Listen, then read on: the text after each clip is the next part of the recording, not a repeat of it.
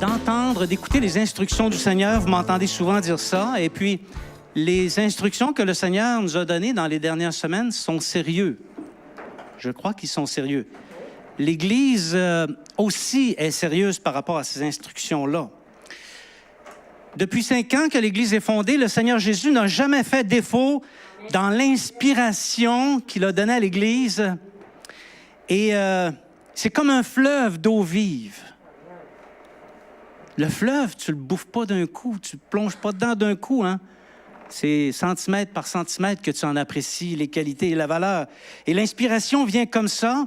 Et je suis d'avis que l'inspiration pour l'Église n'est pas prête de s'arrêter. Naturellement, si nous prenons garde à nous-mêmes pour demeurer fidèles et demeurer dans les voies du Seigneur. Pour ne pas perdre de vue ses intentions à l'endroit de la mission qu'il nous a donnée et des raisons qui font qu'on existe. Il n'y a rien de tel en pareille circonstance que de regarder en arrière. Hein? Est-ce que quelqu'un qui a déjà fait de la marche en forêt avec une boussole? Oui? Alors, vous savez que pour être sûr d'arriver à destination, il faut que tu regardes en arrière, mais il faut que tu regardes en avant aussi, parce que tu peux t'égarer, tu peux t'écarter de ton chemin. Donc, c'est important de faire une rétrospective, un examen de ce qui a été fait, afin de constater la direction, parce qu'il y a une direction que l'Esprit donne à l'Église, une direction que nous devons emprunter aussi dans les semaines qui viennent.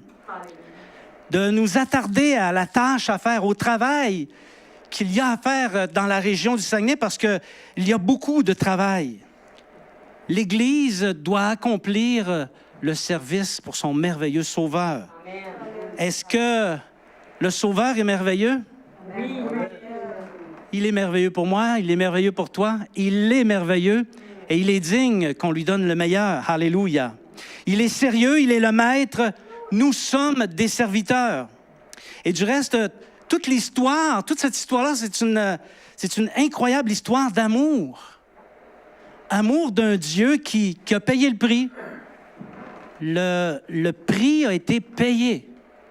On n'a pas à débourser rien de nos poches. Ça a été payé par Dieu, OK? Et chèrement du reste, ce prix a été payé pour le rachat de ceux qui ont été choisis ou, pour qui veut l'entendre comme ça, pour ceux qui ont été élus depuis avant la fondation du monde, ceux qui ont été choisis. Et ceux qui ont été choisis offrent à Dieu, en retour au Sauveur, un amour réciproque. Parce que l'amour pour le Seigneur et l'amour pour son royaume, c'est la pièce maîtresse du travail de construction de l'Église dans notre région. Si on n'aime pas le travail de construction, le travail qu'il y a à faire pour le développement de l'Église, on va dire, pour les besoins de la circonstance, l'Église Esprit et Vie du Royaume, si on n'a pas d'amour pour cette œuvre-là, on peut se poser la question si on a vraiment de l'amour pour le Seigneur lui-même, parce que l'Église lui appartient et il est mort pour elle. Alléluia. Si quelqu'un manque d'amour par rapport à l'œuvre de Dieu et à son royaume, l'œuvre n'avancera pas. Et ça ne prend pas un cours 101, je vois 101, pour comprendre que là où l'amour est déficient, les églises ne se développent pas. Ils vont plutôt péricliter. L'amour dont il est question ici, par rapport à l'œuvre de Dieu, au développement de son royaume et de son Église, c'est un amour de type passionnel. On aime ça aujourd'hui donner des qualificatifs qui sortent de l'ordinaire, hein? Mais c'est un amour passionnel parce qu'on y engage notre cœur. Et on va regarder un petit peu de quelle sorte de passion il s'agit dans Matthieu, chapitre 13, versets 44 à 50. Matthieu, chapitre 13, versets 44 à 50. Et c'est le passage qui va nous inspirer tout au long du message.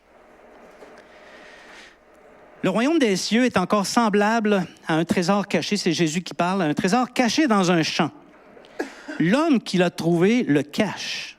Et dans sa joie, il va vendre tout ce qu'il a et achète ce champ. Le royaume des cieux est encore semblable à un marchand qui cherche de belles perles. Il a trouvé une perle de grand prix et il est allé vendre tout ce qu'il avait et l'a acheté. Le royaume des cieux est encore semblable à un filet jeté dans la mer et ramassant des poissons de toute espèce. Quand il est rempli, les pêcheurs le tirent et après s'être assis sur le rivage, ils mettent dans des vases ce qui est bon et il jette ce qui est mauvais. Il en sera de même à la fin du monde. Les anges viendront séparer les méchants d'avec les justes et ils les jetteront dans la fournaise ardente où il y aura des pleurs, des grincements de dents. Qui, parmi nous, n'aime pas les histoires de trésors, les histoires de gigantesques perles qui ont été trouvées dans des eaux turquoises, des belles eaux turquoises et corailleuses? Qui n'aime pas ces histoires-là? Et qui, également, ne hait pas d'une haine parfaite la fournaise ardente? On ne veut pas aller dans la fournaise ardente. On aime bien mieux les trésors et les perles, hein? On va regarder un petit peu la profondeur de cet enseignement à travers l'aventure exceptionnelle qui est la nôtre, l'aventure de l'Église Esprit et Vie du Royaume. Dans le travail accompli depuis 5 ans, dans l'optique du travail que nous avons fait, mais aussi dans les gestes concrets à poser comme disciples pour les semaines et les mois à venir et comme Église. On va prendre un temps de regarder comment ça s'est passé dans les 5 dernières années, puis en même temps, ça va être une occasion pour ceux qui sont ici avec nous depuis 1 an, 2 ans, 3 ans, de comprendre toute la pensée et la vision qu'il y a derrière la fondation de l'Église Esprit et Vie du Royaume. Premièrement, les premiers amours. Le 29 décembre 2013, ça fait bien parler comme ça, hein, ça fait historien, débutaient officiellement les activités de l'Église au terme d'un douloureux et humiliant processus d'association qui n'a malheureusement pas fonctionné. La première réunion officielle de l'Église s'est produite le 12 janvier 2014, chez moi, dans mon salon. Et je me souviens encore très bien de cette réunion. Ça faisait appel à notre foi. On démarre une église. Et je me souviens, ce matin-là, c'était Cynthia qui dirigeait les louanges. On avait un ordinateur qu'on avait placé sur le piano. Puis sur l'ordinateur, on pouvait lire les paroles des chants. Et puis je me souviens, Cynthia, qui est arrivée d'un air déterminé, avec son cahier d'accords et de notes, qui a mis ça sur la chaise, et on s'assit ici et on chante les louanges du Seigneur. Elle ne le savait pas, mais moi, j'observais tout ça pour en garder le souvenir. Et Cynthia a pris à cœur de chanter les louanges du Seigneur. C'était vraiment un bon temps. Merci, Cynthia, d'avoir donné cet engagement.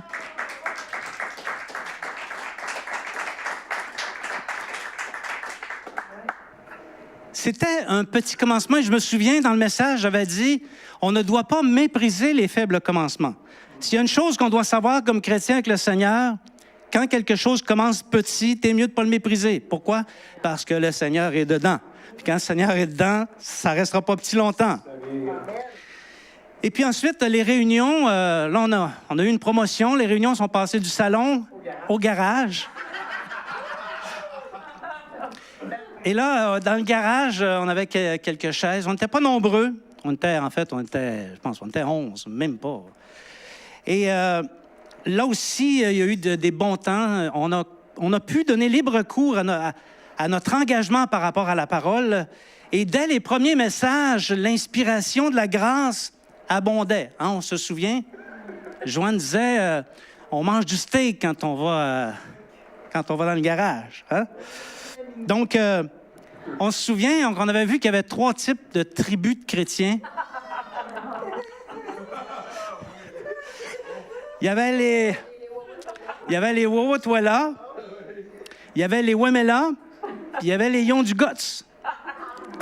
Les Wawatwala, ça, c'est des chrétiens, c'est une tribu de chrétiens qui, fondamentalement, est incrédule. OK? Ils sont chrétiens, mais tu leur apportes quelque chose dans la parole de Dieu, puis leur première parole, c'est « Wow, toi là! » Ah non, toi là, ça, c'est au Saguenay. Mais c'est ça qu'ils disent. Les Wemela, eux autres, sont croyants, mais c'est une tribu qui doute. C'est une tribu que quand ils entendent la vérité, ils disent « Wemela! » Ils vont rajouter « franchement » en plus. Puis l'autre tribu qui est celle que j'admire, la tribu des Yondugots, cette tribu-là, elle a du guts. C'est une tribu qui, lorsqu'elle entend la parole de Dieu, Elle le croit, elle ne cherche pas de justificatif, elle ne se place pas en situation d'incrédulité, elle avance avec un cœur déterminé, croyant ce qui est enseigné, croyant la vérité de la parole de Dieu. On avait vu ça. Fallait bien que j'en fasse mention. Hein? On avait parlé aussi d'abus spirituels parce que plusieurs parmi nous, même si on n'était pas nombreux, plusieurs souffraient des comportements liés au manque d'éthique. Parce que c'est pas parce que dans une église qu'il n'y aura pas de comportements qui ne sont pas éthiques. Donc ça l'a provoqué quand même de la souffrance et il a fallu qu'on en parle entre nous et ça a du bien. On a parlé d'abus spirituels. Et on a dit beaucoup de choses nouvelles. Et notamment, on a mis une emphase dès le début sur la progression dans la sainteté. Amen. Progression dans la sainteté sans laquelle personne ne verra le Seigneur. Si tu ne progresses pas dans la sainteté, tu ne verras pas le Seigneur. OK? C'est écrit dans la parole. On formait une belle petite famille, mais ça demandait de la foi aussi. On savait qu'on avait trouvé un trésor dans un champ. Il n'était pas encore en notre possession. Et ce champ, c'est Dieu qui nous l'avait assigné. On savait qu'il s'y trouverait des perles merveilleuses, de grand prix. Et ce champ, sans hésiter, nous y avons tout investi. Nous avons regardé tout ce que nous avions fait comme de la boue. 37 ans, et il y en a ici qui sont témoins de ce que je vais dire, 37 ans d'une fidèle loyauté au Seigneur dans le regroupement des églises de la Pentecôte du Canada, les APDC, où on a fait du service dans toutes sortes de comités, dans toutes sortes de ministères, dans les organes, même les organes décisionnels des assemblées de la Pentecôte du Canada. Ma famille, moi j'étais connu des dirigeants des APDC, ma famille aussi était connue, notamment comme étant des musiciens. Et on était vraiment disposés à collaborer avec eux pour la fondation de l'Église, mais malheureusement, la méchanceté l'a emporté. Et mon idée, c'est pas ici de faire de la critique. On relève le fait, tout simplement. Mais toutes ces réalisations qu'on a faites pendant 37 ans, on les a déposées sur l'autel de Dieu pour prix du champ qu'il a placé devant nous. Ce champ-là, on le voulait. Et on était parfaitement conscients de tout repartir à zéro. Partir à zéro, c'est quelque chose. On entend des histoires, des fois, de personnes qui ont fondé des églises. Ils ont démarré, ils étaient 20, ils étaient 30, ils étaient 40, ils étaient 50. Mais on a commencé avec ma famille. Le projet, c'était ma famille. Il y en a quelques-uns qui ont joint assez rapidement, mais le projet, c'était la famille. Et puis, on a vraiment expérimenté le passage de Philippiens, chapitre 3, versets 7 à 8. On l'a vécu, on a fait l'exercice. Philippiens, chapitre 3, versets 7 à 8. C'est l'apôtre Paul qui parle, il dit ceci. « Mais ces choses qui étaient pour moi des gains, je les ai regardées comme une perte à cause de Christ. Et même, je regarde toutes choses comme une perte à cause de l'excellence de la connaissance de Jésus-Christ, mon Seigneur, pour lequel j'ai renoncé à tout. Et je le regarde comme de la boue afin de gagner Christ. » Ce passage-là, pour nous, ça a été un passage pratique. C'est ce que nous avons fait. Puis, on a eu un logement, un local, par une mécanique qui relève du surnaturel, je veux le dire. Je ne vais pas vous expliquer la mécanique. Si vous voulez connaître la mécanique, allez voir Dan en premier. Et ensuite, allez voir Joanne. Okay? Mais je peux vous dire qu'à cette époque, quand je prêchais, c'était comme ça ici, là. Hein? Parce qu'il n'y avait pas de mur, il n'y avait pas de division, il n'y avait rien. On avait la totalité de l'espace. Où Nito était, là, c'est là où j'étais. Donc, si tu as de l'inspiration, Nito, en cours de réunion, dis-toi que c'est parce qu'il y en a déjà eu dans ce coin-là. Donc, on a quand même eu ce local-là par une mécanique surnaturelle. Et puis, ça aussi, ça demandait de la foi.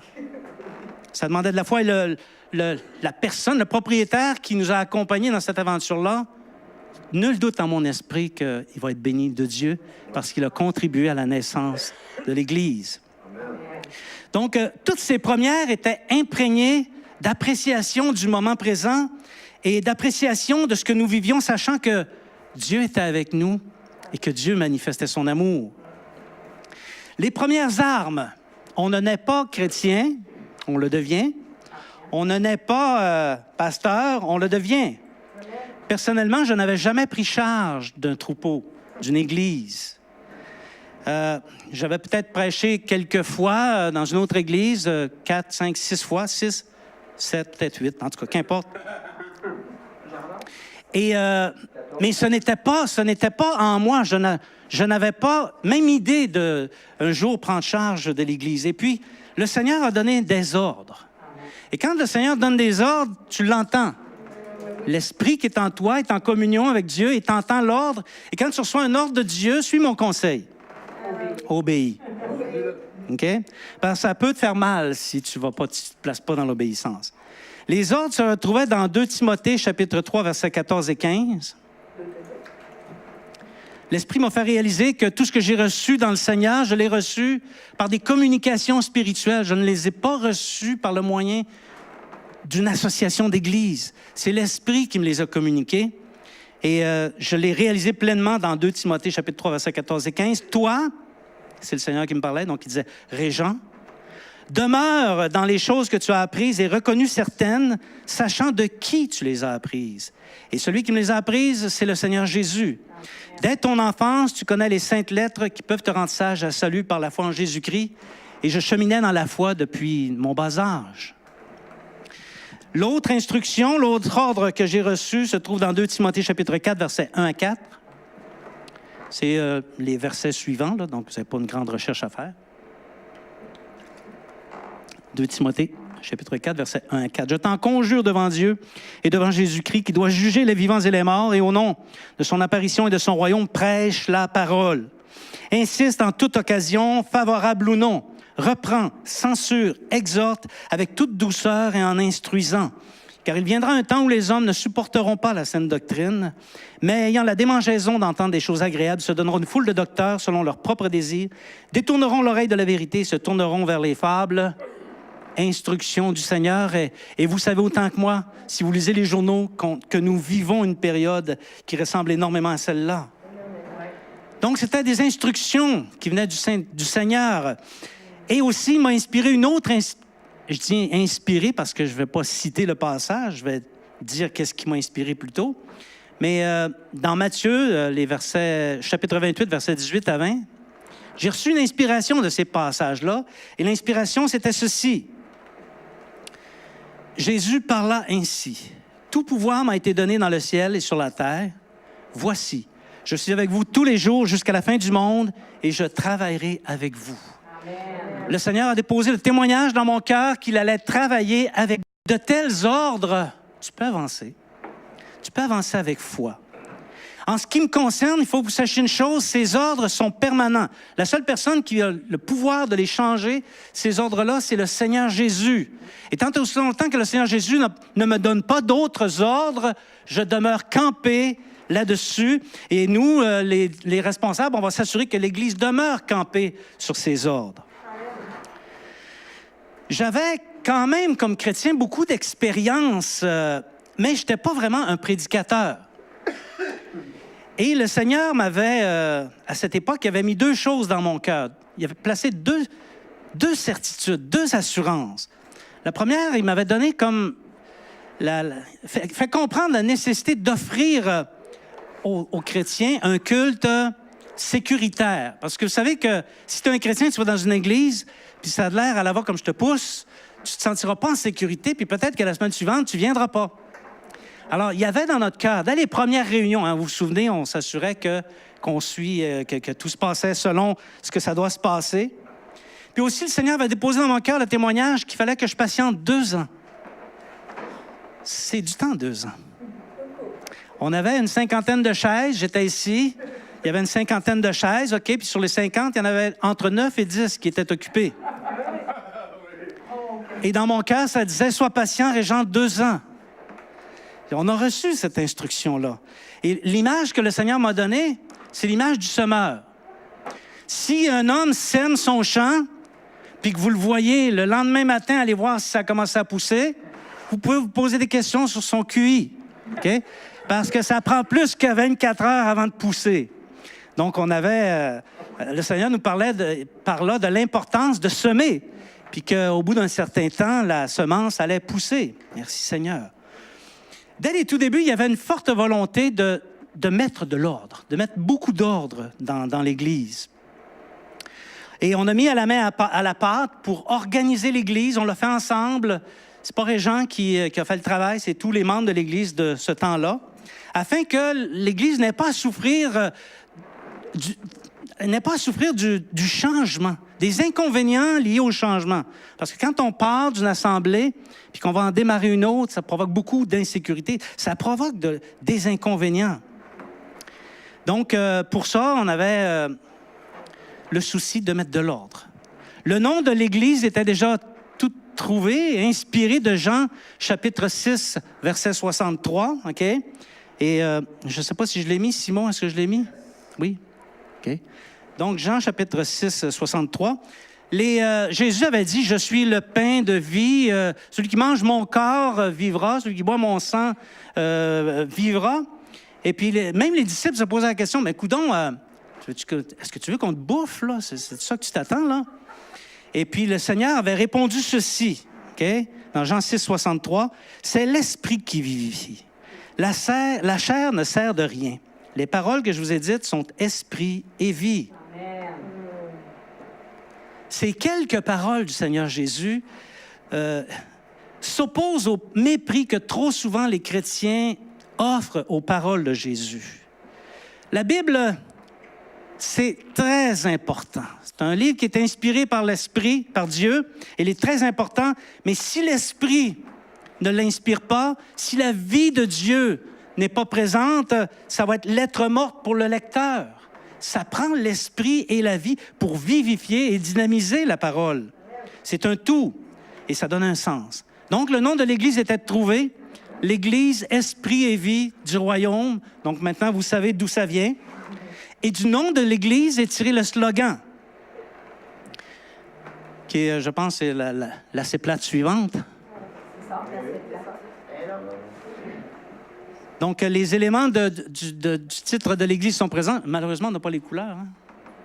Okay, en tout cas, grandir par l'Esprit, parce que si l'Esprit n'est pas dans le milieu de ta vie, tu ne pourras pas grandir. Agir pour la vie, c'est bien beau grandir, mais si tu restes assis sur ton steak, il n'y a pas grand-chose qui va se passer, OK? À quelle place tu agis? Dans le royaume de Dieu. Alléluia. Et ensuite est venu le logo. Et si vous remarquez, j'espère, oui, merci Seigneur.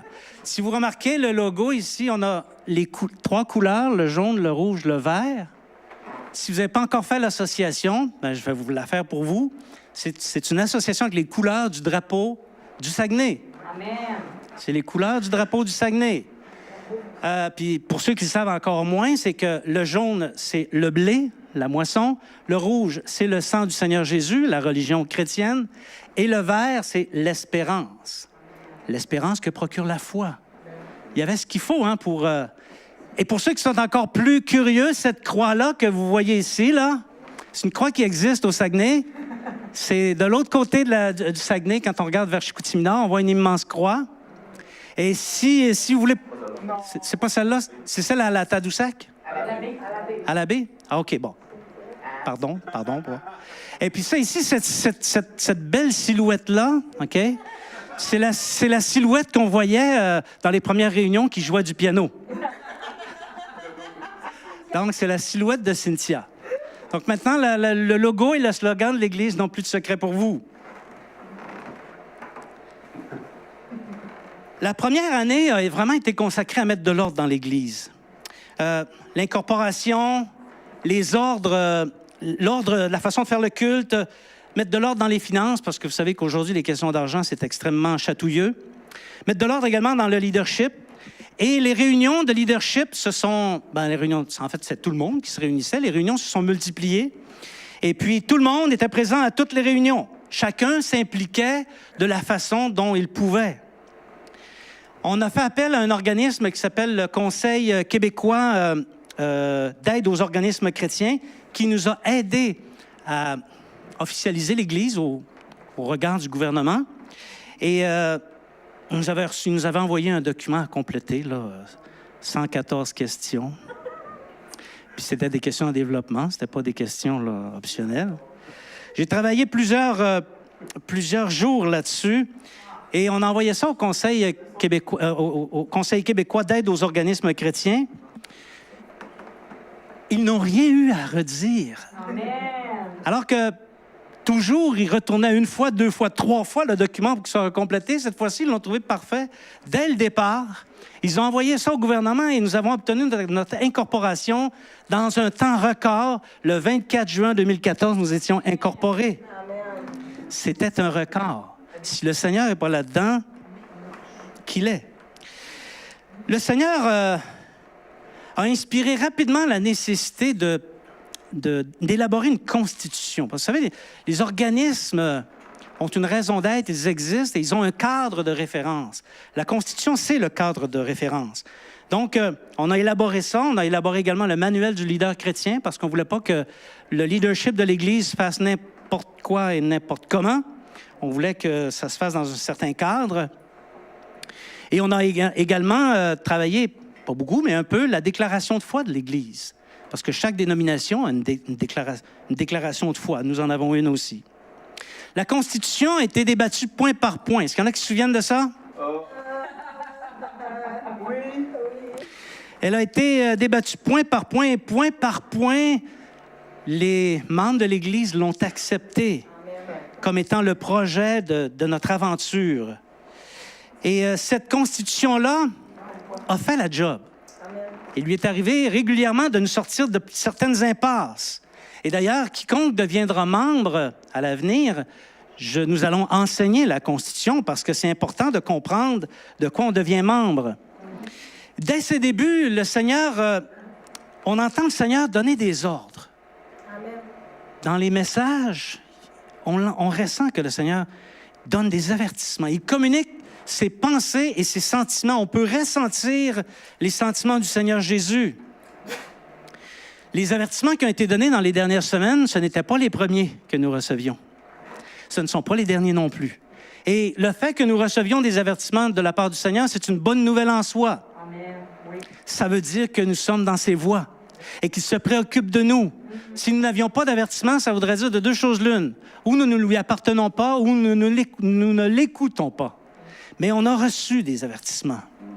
Parce que le Seigneur Jésus, c'est le premier intéressé de la vie dynamique de l'Église parce qu'elle contient des trésors et des perles. Amen. Le Seigneur inspire de nombreux messages sur la mission de l'Église, qui est celle d'annoncer l'Évangile aux perdus. Et le temps presse. Il y a, selon certaines communications, plus de 12 500 âmes à amener à Christ. Oui. Et nous sommes très peu nombreux. Il y a beaucoup de travail ici. Et j'ai parlé de la mission. Je voudrais prendre 1 minute et demie, 1 minute et 40 secondes pour vous la lire, pour que vous compreniez notre raison d'être. Hein?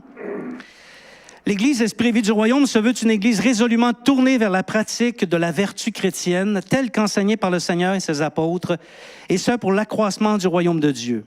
Nos enseignements chercheront à revêtir l'inspiration du Saint-Esprit. Nous nous concentrerons sur la formation des disciples par l'étude constante de la Bible dans toutes ses amplitudes et sous toutes ses formes, de même que dans nos partages fraternels. Nous insisterons que les occasions soient favorables ou non. Et là, vous reconnaissez un passage qui a été cité tout à l'heure. Nous utiliserons toutes les opportunités que Jésus met à notre disposition pour annoncer le royaume de Dieu dans la grande région du royaume, le royaume du Saguenay. La moisson est grande, mais nous offrons au Seigneur les talents d'ouvriers qu'il a mis en nous. Nous rechercherons le Seigneur dans toutes ses voies par la prière personnelle et en groupe. Nous prioriserons un dynamisme fondé sur la puissance du Saint-Esprit. Nous aspirons à acquérir la perfection qu'amène le contrôle de la langue.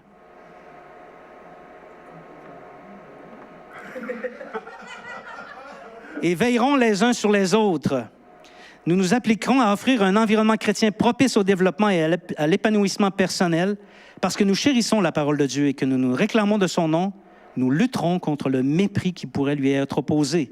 Nous déclarons que le Seigneur est plus grand et plus important que quiconque et qu'il possède un veto sur quoi que ce soit que nous voudrions faire. Nous déclarons que Christ est le chef de l'Église et nous, de simples serviteurs. Pas des têtes enflées, des simples serviteurs. Et là, on a commencé à avoir de la croissance. Une fois installé ici, il y a Audrey qui est venue. Audrey ne se souvient pas des premiers moments, Moi, je m'en souviens.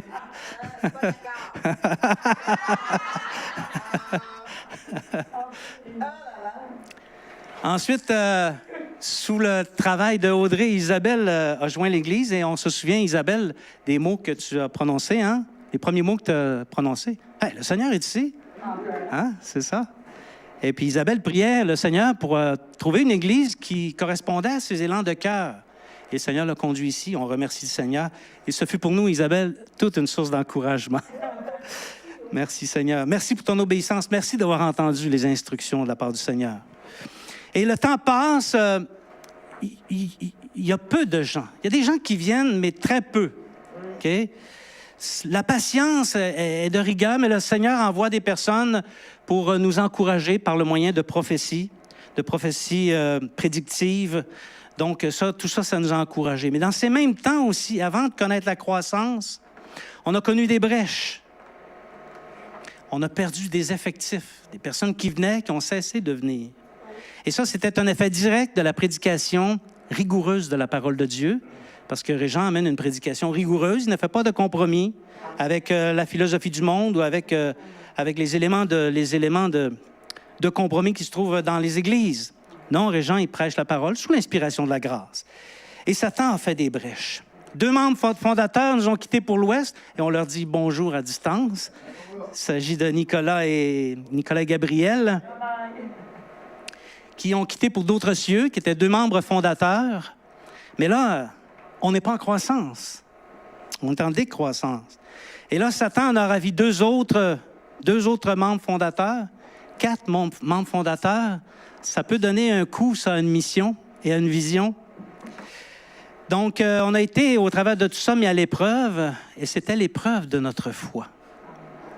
Puis, à l'automne 2015, on est proche, 2 ans après la fondation, il y a eu là, on a commencé à avoir un petit peu de croissance.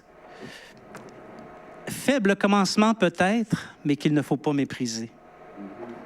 Est venue Rita. Rita, c'est la réponse à notre première campagne de publicité dans les journaux. Rita est venue. Et puis ensuite, Éric Godreau. Ensuite, Patrice, Martine, Agathe, Martial. Ils ne sont pas nécessairement par ordre. Eddie, Mavi, Patrick, Karine ne sont pas nécessairement par ordre. OK? André, Louise, Barbara. Une éclatante conversion. Carole, Clermont, Annie et d'autres. Je ne veux pas offenser personne. Je n'ai pas fait la recherche pour savoir à quelle date il a commencé à venir. Là. Mais je peux vous dire une chose. À tous ceux qui se sont convertis dans cette époque-là, je suis témoin, vous avez la foi. Amen. Parce qu'on n'était pas nombreux. Je me souviens, lorsque je me suis converti, on était une quinzaine. Puis là-dessus, il y en avait quelques-uns qui s'étaient un petit peu... en tout cas, si vous voyez ce que je veux dire, là? Oui. C'était pas sa coche, on va dire. C'était comme détimé un peu, là, tu sais. Et puis, ça demandait de la foi, se convertir à cette époque-là. Tu dis, moi, je suis dans cette église-là, là. C'est eux autres qui ont la vérité. Les autres sont tous dans l'erreur. Ça demande de la foi, hein? Donc, messieurs, dames, ne vous posez pas la question de savoir si vous avez la foi ou pas. Vous l'avez, je vous le confirme, OK? Donc, rapidement, la communauté, au fil des mois, a monté à près de 40. Et là, je compte les enfants ici, OK? Parce qu'il faut s'encourager un peu quand même, là.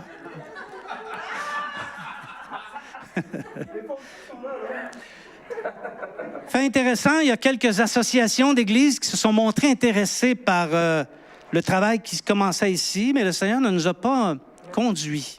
Il n'a pas conduit les décideurs, les personnes qui sont responsables à s'associer, malgré qu'il y a eu des tentatives.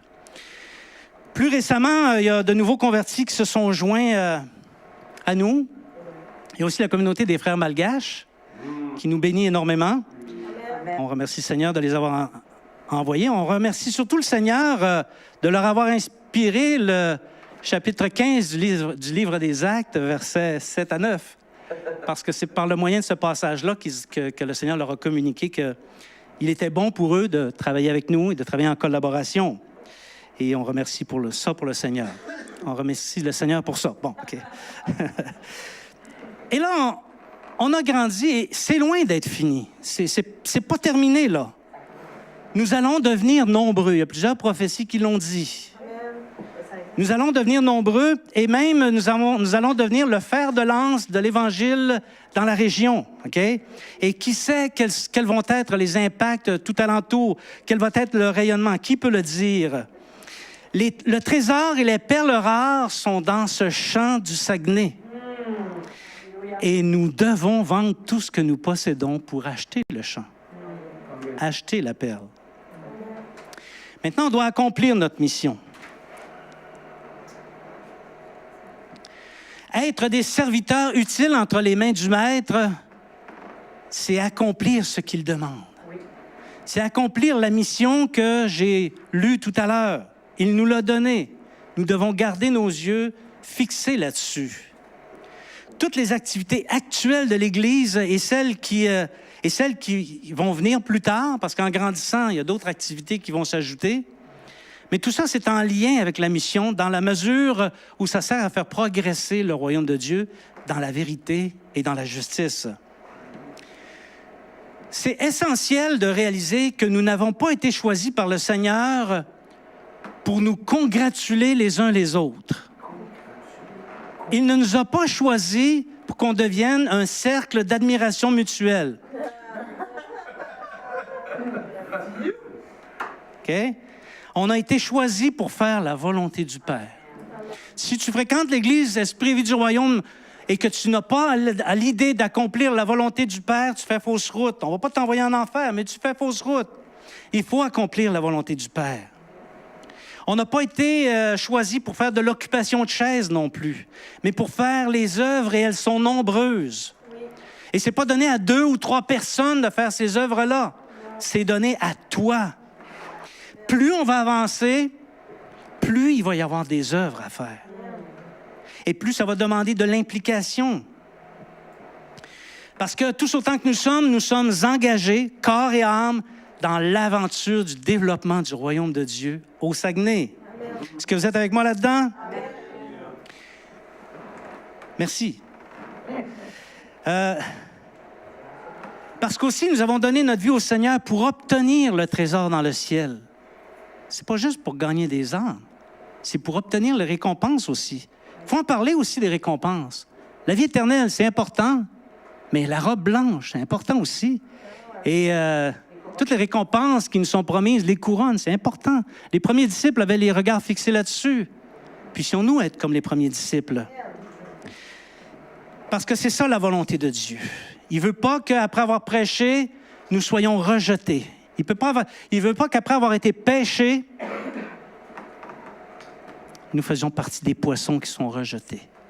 Il veut nous donner la vie éternelle, nous faire participer aux promesses. C'est la raison pour laquelle, en demeurant investis dans la mission de l'Église, en y travaillant avec acharnement, on va y parvenir si nous conservons les yeux fixés sur le Seigneur Jésus et sur ses promesses de rémunération. Amen. J'aime penser à la rémunération. Merci Seigneur. S'inscrire dans le dessein du Seigneur. On progresse bien. Je viens de terminer mon introduction. Comme Église et comme disciples, il est de notre responsabilité de comprendre le dessein du Seigneur et de s'y inscrire. Amen. Pas comme spectateur, comme participant. Okay? Pas seulement Régent, Mimi et sa famille, mais surtout vous, les disciples, parce que l'Église, c'est vous. Alors, au cours des 2 dernières années, comme conséquence de notre croissance, des nouveaux qui sont venus de l'aménagement du local, parce que, tu sais, ça a provoqué quand même des remous, tout ça, et d'autres facteurs que je ne vais pas me mettre à énumérer. Nous avons, comme je l'ai dit dans les 2 derniers messages, nous avons versé dans l'insouciance, voire dans l'inconscience. On a perdu conscience de qui on est et du pourquoi on a été appelé. On l'a perdu. Et on a péché, n'ayons pas peur de se dire les vraies choses. Et cela a déplu au Seigneur qui nous a avertis avec amour. Je me suis senti aimé dans tout ça. Je me suis même senti apprécié par le Seigneur. Il nous a rappelé le jour où il séparera les bons poissons des mauvais, ce jour où beaucoup chercheront à entrer, mais ne le pourront pas. Ce jour où, après avoir vu la gloire, après avoir été rejeté, il y aura des pleurs et des grincements dedans. Il nous a rappelé que le chemin de la foi est jalonné de vigoureux avertissements à prendre au sérieux, des avertissements à prendre garde, des avertissements à veiller. La vie chrétienne qui se la coule douce, je n'y crois pas. Si vous y croyez, venez me voir à la fin. On va avoir une discussion, OK? Donc, il nous a rappelé aussi, dans ces avertissements, il nous a fait savoir que si nous ne nous assemblons pas tous les jours, comme au temps des apôtres, parce que c'est ça qu'ils faisaient, hein, les disciples, les premiers disciples, si on n'est pas capable de faire ça, au moins de se réunir à 2 occasions dans des activités officielles de l'Église dans la semaine. Pas 2 occasions par mois, pas 2 occasions par année, 2 occasions par semaine. Et ça va entretenir une foi comme celle que le Seigneur veut qu'il se développe dans l'Église. Et ça va prouver même, ça va prouver notre foi et notre passion envers le trésor qu'il y a dans le champ et les perles. Comme Église, comment ça va se passer? Il faut voir la période qu'on vit actuellement dans l'Église comme étant un tournant. Vous savez, dans la vie d'un homme, il y a des événements qui se produisent. Des événements dont on peut dire il y a un avant, il y a un après.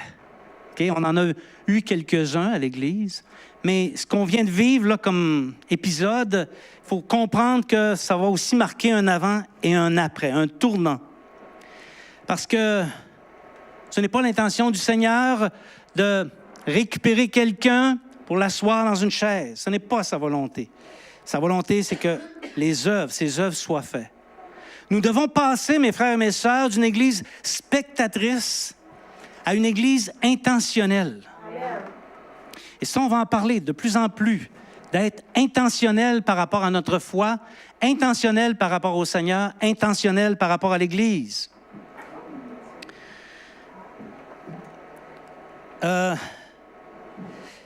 Nous devons joindre la tribu des Yondugots. Autrement, la mission qui nous a été conférée ne réussira pas. Il n'y aura pas de conversion de masse et le Seigneur va nous en tenir rigueur. C'est pas vrai que le Seigneur donne des avertissements puis que les choses ne se produisent pas puis après il dit « Entre bon et fidèle serviteur ». C'est pas vrai. C'est pas dans la Bible que je lis, OK? Donc, ça n'arrivera pas. Mais si nous le faisons, ça va arriver. Comme Église, comme je l'ai dit tout à l'heure, dans la semaine du 6 au 12 janvier, jeûne et prière. Quelle forme ça va prendre, j'en ai aucune idée. Mais on va écouter le Seigneur Jésus. On va le prier. On va entendre ses instructions. On va laisser le Saint-Esprit déposer dans notre cœur ce qui doit être fait après ce tournant. Alléluia. Alors, je réitère l'invitation envers toi.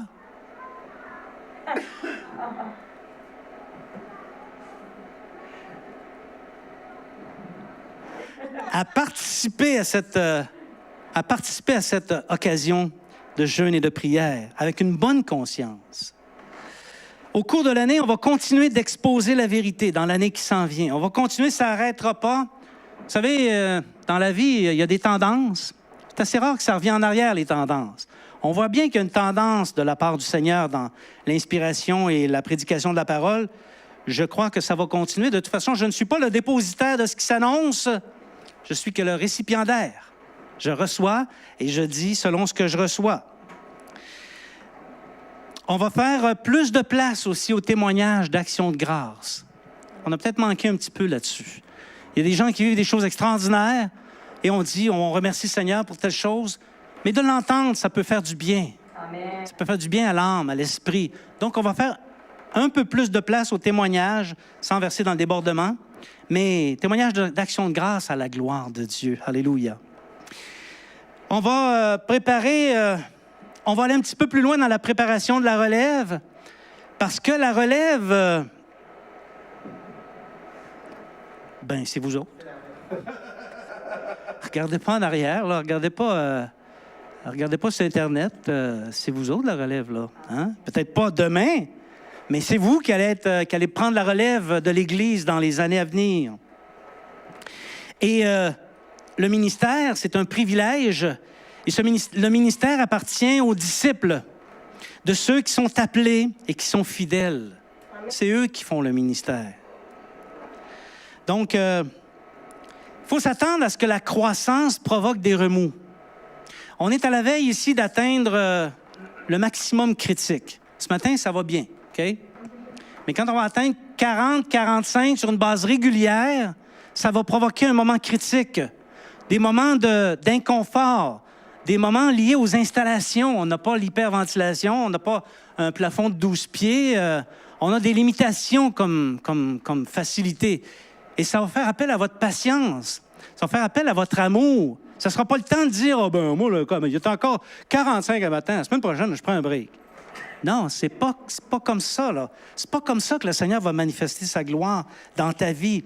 Ensemble, on va faire preuve d'amour, de patience, et on va prendre des dispositions. S'il faut aller aux 2 cultes, on va y aller aux 2 cultes. Il va falloir que le Seigneur donne sa provision, toutefois. Mais s'il faut y aller, on va y aller. Mais si tu aimes le trésor dans lequel tu es investi et les perles de grand prix, tu vas l'accepter, tu vas le supporter avec joie. Jésus a supporté la croix. On peut bien supporter une petite mauvaise odeur de temps en temps, hein? Odeur de sainteté, du reste. Membres du CA, merci parce que vous vous impliquez, que vous veillez à la mission, que la mission de l'Église se produise. Merci aussi pour les témoignages de gratitude comme ceux que vous avez faits ce matin. Et ça, c'est pas parce que je suis content, mais je dis pas ça parce que je suis content, là. Mais comme Église, il faut être responsable. Et il faut souligner le travail et les efforts qui sont faits, pas juste par Régent et Mimi, mais tous ceux qui s'investissent. Beaucoup de personnes s'investissent dans le silence. Ouvrons nos yeux et faisons preuve, comme vous l'avez fait ce matin, de témoignages de gratitude. Évangélistes qui sont ici ou qui n'y sont pas, docteurs, prophètes, présidents, vous tous qui êtes spirituels, vous devrez vous réveiller de votre sommeil en 2019 pour accomplir le dessein de celui qui vous appelle. Ça, c'est comme Église. Au plan individuel, qu'est-ce qu'on peut dire qu'il y a devant nous? C'est pas très compliqué. Sors ta Bible de la couche de poussière sous laquelle elle repose. Lis-la et attache-la devant toi comme un fronteau pour qu'elle t'aligne, qu'elle t'aide à prendre des décisions dans ta vie quotidienne, puis que tu sois un bon témoignage au Seigneur Jésus.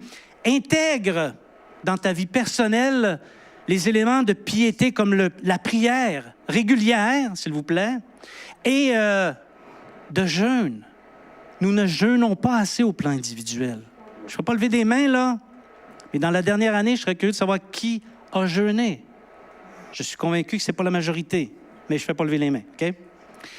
Donc, sors de ta coupable inconscience, de cet esprit qui ne voit pas le dessein de Dieu. Sors de cette inconscience pour devenir conscient, de réaliser le dessein de Dieu et de t'y inscrire. Alléluia. Consacre-toi de ta personne, de tes ressources. Si tu donnes, non, pas si tu donnes. Quand tu donnes au Seigneur, donne le meilleur. C'est le Dieu Tout-Puissant. L'Église, Dieu voulant, va commencer à donner des cours bibliques, pas les cours de degré collégial, hein, mais des cours bibliques pour aider le croyant à bien camper sa foi. Fais-toi un devoir d'y assister. On va également parler d'évangélisation personnelle. Je suis conscient que ce n'est pas un don naturel pour tout le monde, mais la croissance et la pêche et l'achat du champ et l'achat des perles imposent qu'on apprenne comment le faire. Donc, il va y avoir des formations qui vont être mises sur pied. Il y a plusieurs activités de l'Église. Comme on a dit tout à l'heure, joins-en 2, unité de combat, la prière le mercredi. Ça peut être le ministère des hommes d'affaires du plein évangile. Ils sont avec nous et leurs activités sont sont bien intégrés à l'Église, donc ça peut être une activité avec eux autres, ça peut être les groupes agapés. La grande assemblée, s'il te plaît, ne manque pas ça. C'est ton rendez-vous, la grande assemblée. 2 activités. Prouve ta foi. Si pour toi c'est insatisfaisant, mais ça peut arriver que dans ton cœur, il y a quelque chose, un appel pour un service, un ministère. Des guédines, monte un projet, soumets-le aux autorités, et si l'Esprit est derrière, on va aller de l'avant. Amen. Surtout, comme je l'ai dit tout à l'heure, joins la compagnie des Lions du Guts. Fuis comme la peste les Wowo toi là, puis conteste les Wemela.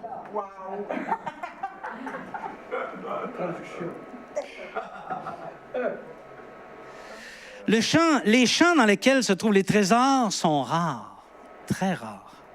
Les perles de grand prix, pour ceux qui sont passionnés par ça, sont très rares aussi. Ils demandent beaucoup de ressources. Le Seigneur nous a accordé de trouver les 2. Amen. On a le privilège d'avoir les 2. Dans la région du Saguenay se trouve un trésor précieux, l'Église de Jésus-Christ, de ceux qui le connaissent, tout comme de ceux qui ne le connaissent pas encore. Amen. Ils sont appelés par le Seigneur Jésus, mais ils ne le savent pas encore. Mais ces gens-là vont joindre aussi, ils font partie du trésor. À l'annonce de la parole, ils vont entendre la parole de Dieu et ils vont se convertir et ils vont constituer un précieux... Tout ça va constituer un précieux trésor et ça va avoir une grande valeur sur le plan de l'éternité. À date, le Seigneur Jésus nous a révélé plusieurs perles de grand prix. Chacun de vous ici est une perle de grand prix. Vous qui aimez le Seigneur et vous qui êtes intentionnels pour l'Église. À ce point-ci, j'invite les musiciens. Cynthia l'a déterminé. Et Dan le batteur.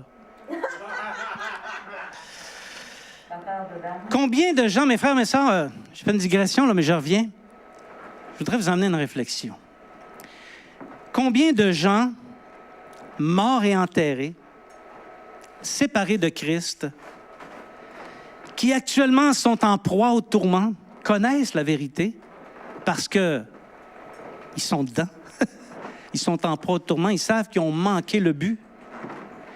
Combien parmi ces millions, ces milliards de personnes donneraient tout pour pouvoir revenir sur la terre et se mettre au boulot sur la vérité qu'ils ont rejetée de leur vivant? C'est malheureusement impossible. Mais combien? Je crois que c'est tous. Or, cette vérité pour laquelle ils aimeraient revenir pour se battre, à nous qui appartenons au Seigneur, elle nous a été révélée. À nous qui sommes dans la foi, si naturellement nous persévérons jusqu'à la fin. Combien de prophètes puissants, pense à n'importe quel prophète puissant qu'il y a dans la Bible, ou encore un puissant serviteur de Dieu au fil des siècles, s'ils étaient parmi nous aujourd'hui, ne comprendraient pas notre péché de religion. Vous comprenez ici, je parle en esprit, là. C'est pas le fait de se réunir, mais c'est le fait de ne pas être intentionnel. Notre apathie par rapport aux choses du royaume de Dieu. Et certainement, il nous convierait par des vibrants encouragements à nous humilier. Parce que si on pense qu'on est bon, on est loin de l'être. Il nous convierait à nous humilier sous la main puissante de Dieu afin de faire ce qui est convenable aux yeux de notre merveilleux Seigneur. Ce n'est pas ce qui est convenable à mes yeux qui compte, c'est ce qui est convenable aux yeux du Seigneur Jésus. Alléluia. Parce qu'il est merveilleux et parce qu'il est juste et parce qu'il est amant et parce qu'il ne commet pas d'erreur. Il est stratégique et nous faisons partie de ces stratégies. Ce que le Seigneur nous demande ce matin, ce n'est pas quelque chose qui est hors de portée, ce n'est pas quelque chose qui est difficile. Par contre, ça repose sur une décision. La décision d'être passionné pour les trésors et pour les perles, au point de tout vendre ce qu'on a pour les acquérir. Donc, si j'ai un encouragement à te faire ce matin, n'attends pas de mourir.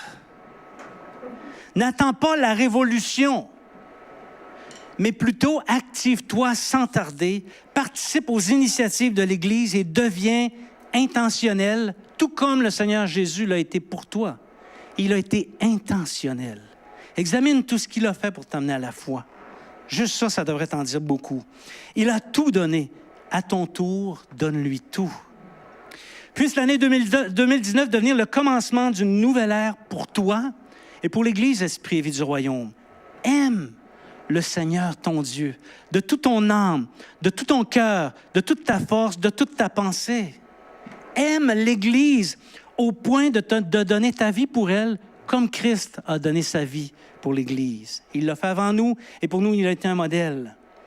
Puisse l'année 2019 être pour chacun de vous une année de prospérité, pas matérielle, spirituelle, de proximité avec notre merveilleux Sauveur. Frères bien-aimés, bonne et heureuse année 2019.